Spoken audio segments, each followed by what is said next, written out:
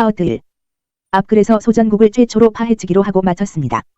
그러면서 이번 글에서 주역의 손배의 괴사도 끝장을 본다고 하였습니다. 손위풍, 손, 소형, 리유유왕, 리견대인. 손은 소형이다. 가면 이로움이 있을 것이고 이로움은 대인을 알현하는 것이다. 이 내용에서 소전국이 어떻게 생긴 나라인지 알게 됩니다. 물론 금방 보셨듯이 소전국은 소형에서 나온 겁니다. 상세한 내용을 봅니다. 소형이란 작게 통한다는 뜻입니다. 그렇다면 대형도 있을 겁니다. 여기서 소형과 대형의 차이는 소형은 명령한 것을 시행하는 것뿐이고 대형은 아마도 그 명령을 내릴 수 있도록 통한 것일 겁니다. 그래서 소형한 자는 소인일 것이고 대형한 자는 대인일 겁니다. 앞에서 공공이 대인 등호 신인임을 확인했었죠. 일단 주역 손배의 시, 소형, 리유유왕, 리견대인.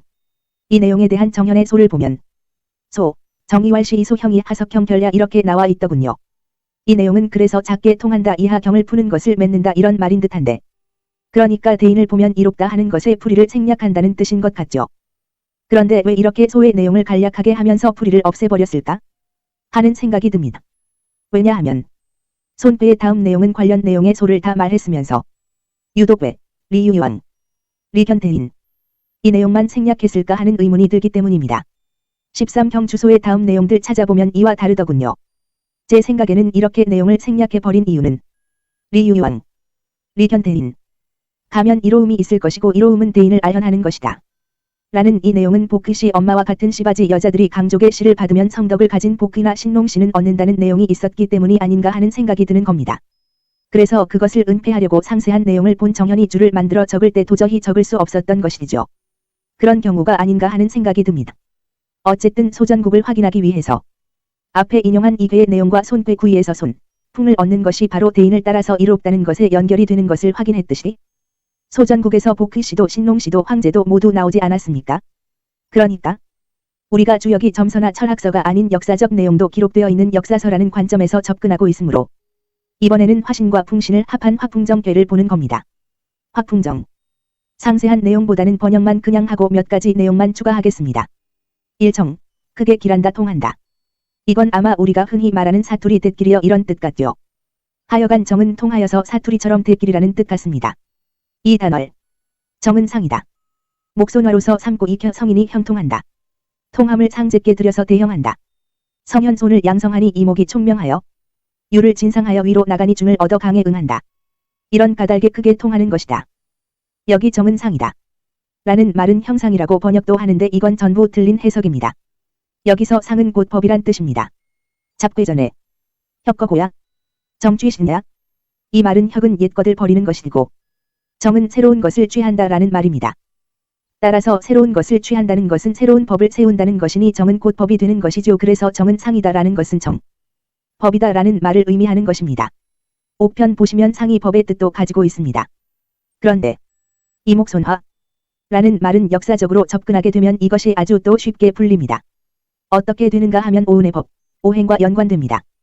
복희씨는 목덕이었고 손, 풍성이었는데 그 다음에 오은은 화덕의 신농씨가 대를 이었으므로 바로 그것을 의미하게 되는 것이죠. 복희씨나 신농씨에 관한 삼왕본기의 내용을 보세요. 이목총명이니 현성이니 하는 말들로 지켜세우고 있습니다. 거기에 유로 상제에게 나간다는 것은 순종과 겸손을 말하는 것이 되거나 혹은 앞글들에서 말한 바와 같이 유는 음은 열을 강은 양은 천천은데 되는 신인. 신인에게 바쳐서 씨를 받는 것을 말하는 겁니다. 다시 말해서 화풍정패에서 말하는 것은 복희씨, 여화씨와 신농씨는 신인에게서 받아서 대형은 대통했다는 것을 기록한 겁니다. 3. 상활나무 위에 불이 있는 것이 정이다. 군자는 위를 바르게 하고 사명을 다한다.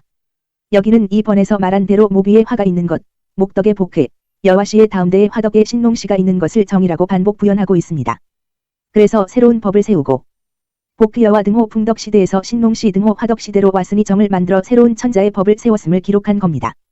4조 6. 정의 다리가 위로 향해 있다. 비가 나오니 이롭다. 첩이 되어 아들을 얻으니 위태롭지 않다. 여기는 효사만 봅니다. 여기에 드디어 아들을 얻는 이야기가 나옵니다. 이괴에서 침상 아래에 손이 있다 하였는데 화풍정에서 아들을 얻게 되는 것을 직접적으로 말하고 있는 겁니다. 그 아들 복희여화씨는 풍성으로 손하여 겸손하였는데 새로운 법을 세우는 정패에 가서는 그 나온 것이 비괴가 나온 겁니다. 비괴는 앞서 태극기에서 잠깐 말씀드린 바와 같이 거꾸로 되어 있는 세상입니다. 그러니 원래의 정등호 상등호 법이 거꾸로 된 세상이 등장하므로 정의 다리가 위로 거꾸로 향해 있다는 것을 기록한 겁니다. 역사는 날조사조차도 이렇게 준엄한가요? 거꾸로 만든 세상으로 가면서 첩이 되어 아들을 얻었으니 위태롭지 않다고 했으니 이걸 어떻게 해석해야 할지? 거꾸로 된 세상을 만들어도 좋다고 하였으니 앞에서는 거꾸로 되었다고 했다가 뒤에서는 그것도 이롭고 위태롭지 않다고 했으니 천명이 그러한 듯합니다. 거꾸로 된 세상이라도 그것이 천명이면 위태롭지 않은 것이 당연한 이치죠. 비록 정의가 길을 잃고 진실이 거짓에 패배하고 소인이 대인을 능멸하는 세상이지만 그래도 당당한 겁니다. 비계의 세상이 바로 이렇죠. 여기 정을 거꾸로 하여 비가 나와서 이롭다고 해석하는 경우도 아닌데 역사적 관점으로 보면 그것이 아니라 정을 거꾸로 하여서 비계로 가는 법을 만든 것으로 해석하는 것이 타당합니다.